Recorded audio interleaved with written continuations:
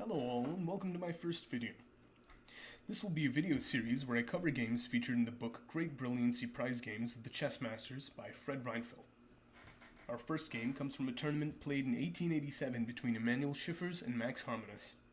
And so the game begins with e4, e5, knight to f3, knight to c6, bishop c4, bishop c5, c3 and knight f6, and after d4, e takes d. This position should be very normal and common looking to all.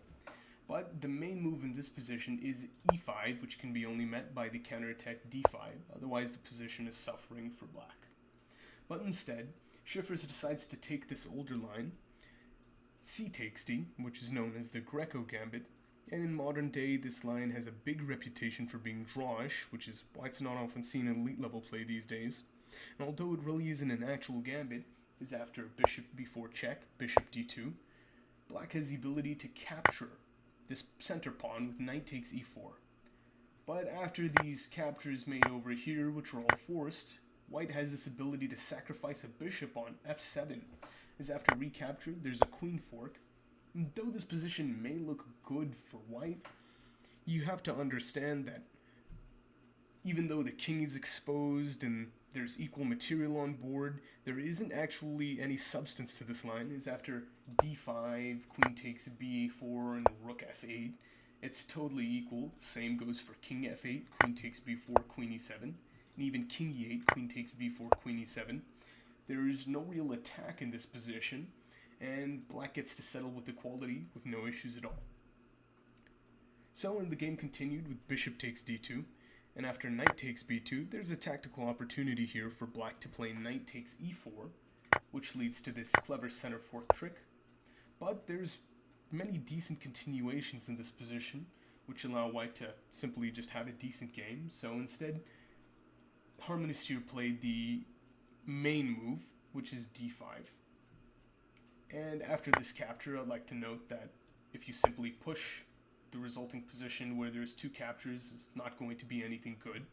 So after d5, e takes d, knight takes d, and queen b3, white has created a battery which x-rays the f7 square.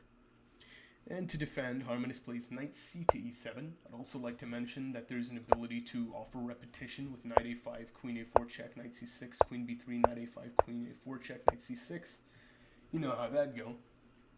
White then castles, as he'd like to get an attack going as early as possible, as black still has their king in the center and not exactly the most ideal piece placement. In this case, black also chooses to castle, getting the king safe. Now white continues with a simple idea, getting the rook onto an open file, and black chooses to simply reinforce the knight on d5 with c6, which is a fair move. White now plays a4, which prevents any future idea of playing b5 for black, as black wants to find some way to defend the weak square on b7 so that the bishop can develop, as moving it right now would let the b-pawn hang. So in this position, I'd like to give a small pause, and in this position as black, what would you play? I'll continue in 5 seconds, so feel free to pause the video and think on it.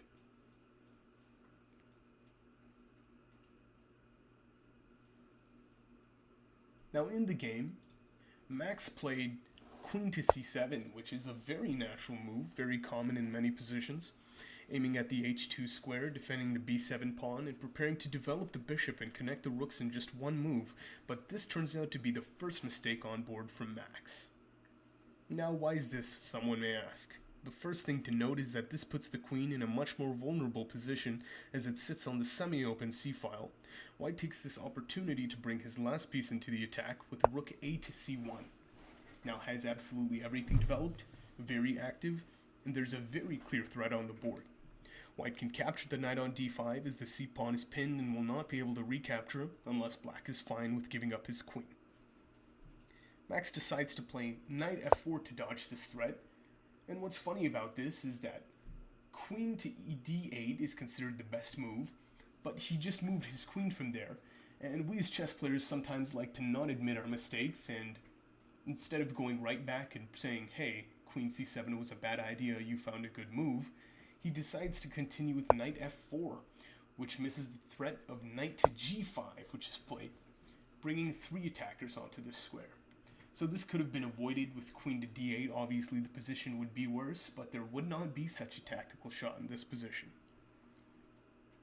And to defend this, he adds another attacker to the f7 square with knight e to g6. So in this position, right here, what would you play as white? I'll continue in 5 seconds, so feel free to pause the video and try to calculate through some candidate moves and variations that you see.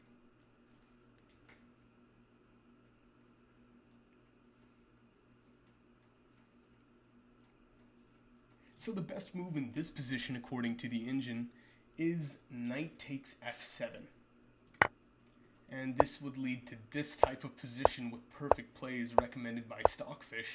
But you have to understand, in this position there's tons of calculation, and it's not exactly certain where you're going to find what parts of your attack and what's actually winning. And likewise, if he had continued with a more natural move like this, you'd see this, which also requires tons of calculation. So it's good to consider the fact that there are many lines, and you don't exactly know what you're going to be getting in each single line and how long you actually do have to calculate. Same with bishop takes f7, which is another move that the engine loves. There's only a few moves that really maintain an advantage here, and you have to find them all, and there's a lot more calculation, and even at the end of this perfect line, you only see white up with a pawn, and white still has to prove the position to find a win. So this is very difficult. It still poses many questions to white in this position. So, white found a much more beautiful move, and even though the engine may consider it a blunder, there is rook to e8. And this is an absolutely beautiful move that sets up a very clever trap, which black did fall for in the game. After rook takes e8, there's then bishop takes f7, king h8, bishop takes e8, and now you realize the bishop is no longer covering this square right here. That allows black to give a check and win the rook and then be attacking the queen on the next move, but this overlooks something very important, which was knight f7 check, which then leads to knight h6 double check. And there's only one move that isn't main one in this position, so black continues to play it with king f8. But after queen g8, the only move, the king is then dragged out to e7. And I'd like to note that in this position, any type of move like queen to f7 that looks strong, doesn't have a proper follow-up, and is instantly losing, as black can then defend safely and be up material. So, he plays the only winning move, bishop takes g6.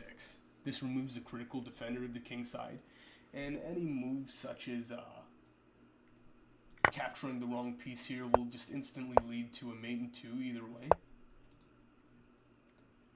So black then continues to prolong the suffering, with h takes g6, and white in this position simply begins to improve his position. With queen g7 check, king goes to d8, there's then queen f8 check, king goes to d7, and white finds the most practical and powerful move here, knight to e4, which threatens a variety of force mates, such as the immediate knight to c4 checkmate, queen f7 check, queen g7 check, knight f6 check, knight e8, or knight g8, and even knight f5 are all force mates. So black plays queen d8, another attempt to prolong the suffering and offer a queen trade, but this is immediately met by queen to d6, king e8, and knight f6 check, which forces black to sacrifice his queen. And in this position, Max Harmonist resigned. And right here in this position, if you'd like to see what there is, this resulting position will basically just see white be up material and have an absolutely crushing attack, even with perfect engine defense. You just see the king get dragged out into the center and mate is immediate. And I'd like to note once again that this only all came into play from rook e8, the brilliant move. And you can tell that he calculated this all the way through, as he saw that there would be this fork, which is a bait for white, and even if he does find the best defense to that, which is supposed to be h6 in this position, there would still be this very complex position, very confusing, lots of choices and moves to consider, where black just looks like they're walking a tightrope and they don't look like they're winning. So, with this position, this concludes the first video of the series, and please do leave feedback in the comments, and if you feel you learned something or enjoyed the video, please do drop a like. And that's all. Goodbye.